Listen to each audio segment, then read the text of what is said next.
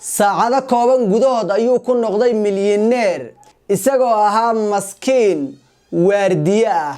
qisada ninkani miyay ku soo gaartay weli? hadduu ilaahay wax kula doonaya muqle ayuu meydhax kaaga diiraa. soo dhawaada muuqaalkana like noo saara si uu meel fog u gaaro. ninkani ayaa maanta dunidii laga hadal hayaa, gaar ahaan dalka Sacuudiga. ninkani wuxuu ahaa nin maskiin ah oo waardiye ah. muuqaalkani ayuu soo duubay isagoo qoslaya, aadna u faraxsan. waxa uu leeyahay mushaarkii ayaa la ii kordhiyey, alxamdulillaah, aad baan u faraxsanahay. maanta waxaad isoo tidhaahdaan hambalya. lacagta loogu daray ee waxa weeye mushaarkiisa loogu kordhiyey waa lacag u dhiganta $50 oo qura. aad ayuu u muujinayay qanaaco iyo inuu ku qanacsan yahay intaa yartee waxa weeye mushaarka loogu daray. markuu muuqaalkani soo gudbiyey kadib, ninkani oo ka mid ah dadka taajiriinta ee wax haysta ee dalka Sacuudiga ayaa ninkani soo wacay oo soo raadiyey, kadibna $50 waxa uu ugu bedelay oo uu siiyey $50,000. kadib ninkani sheekadiisa ayaa dalkii Sacuudiga ku faaftay, ganacsatadii iyo dawladda iyo cid walbana way gaadhay.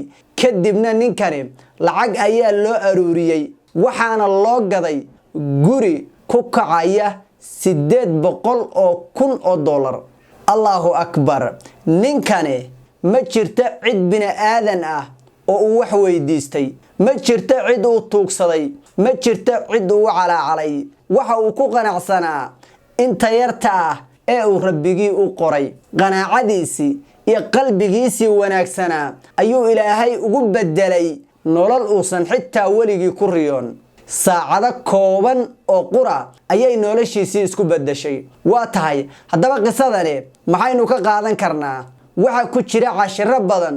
haddii aynu hal iyo laba ka soo qabanno, qanaacada iyo qofku inuu ku qanacsanaado wuxuu ilaahay siiyey ee uu rabbigii waxa weeye ku arsaaqay, ee uu waxa weeye rabbigii u qadaray in uu waxa weeye ku qanco oo weliba uu ku faraxsanaado. qisada kale, hadduu rabbigay wax kula doonayo, ilbiriqsiyo gudahood ayuu ilaahay noloshaada ku bedelayaa oo uu kuu gaarsiinayaa heer aadan xitaa weligaa ku riyoon. tan kale waa inaad aamintaa Allah oo weligaa aadan bini aadanka isu dullayn, ama qalbigaaga iyo niyadaada aadan ka dhaadhicin inay bini aadanku wax bixiyaan, laakiin aad ogaataa cidda kaliya ee wax bixisa, cidda kaliya ee noloshaada bedeli karaysa in ay Allah tahay.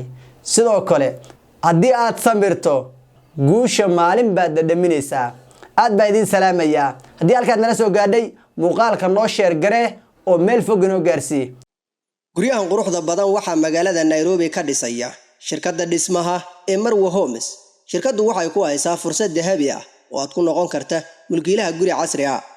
guryaha waxay ka kooban yihiin 4 qolyo fadhi iyo qolkii shaqaalaha, 3 qolyo fadhi iyo qolkii shaqaalaha, iyo waliba 2 qolyo fadhi. guryahani waxay leeyihiin dhammaan adeegga asaasiga sida bakinka baabuurta, jiimka, masaajidka, madarasada caruurta, isbitaalada iyo dukaamada adeegga ayaanu meesha ka marnayn. paymentiga ama lacag bixinta.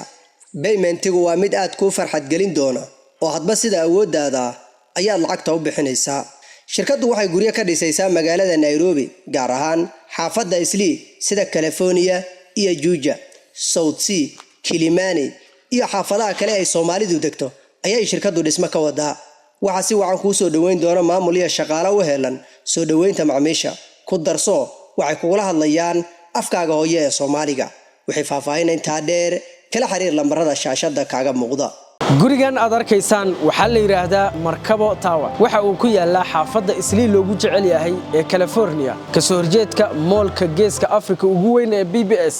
gurigan waxa uu ka kooban yahay 4 qol iyo fadhi iyo DSQ-ga ama qolka shaqaalaha loo yaqaano, iyo sidoo kale 2 qol iyo fadhi. cabirka qolalka gurigan aad ay u waaweyn yihiin, waanaad ku qanci doontaa. waxa kale uu leeyahay madarasadii xifdinta Qur'aanka Kariimka, waa halbowlaha Islii. masaajidkiina waa dhowr tilaabo. waxa uu leeyahay 2 lifti oo waaweyn, ceelkii biyaha iyo matoor backup ah oo korontadu aysan ka tagay. waxa uu kaabiga ku hayaa moolka ugu weyn East Africa ee BBS. dhismaha gurigan waxaa gacanta ku haysa shirkadda caanka ah ee loo yaqaano Marwo Homes taasi oo ku guuleysatay dhismaha 10 guri. Paymentiga iyo lacag bixintuna waxa ay noqon doontaa mid aad ku raali gelisa. Fadlan kala xiriir nambaradan hoos ku qoran. Waxa lagu soo dhaweyn doonaa si aad iyo aad u hufan.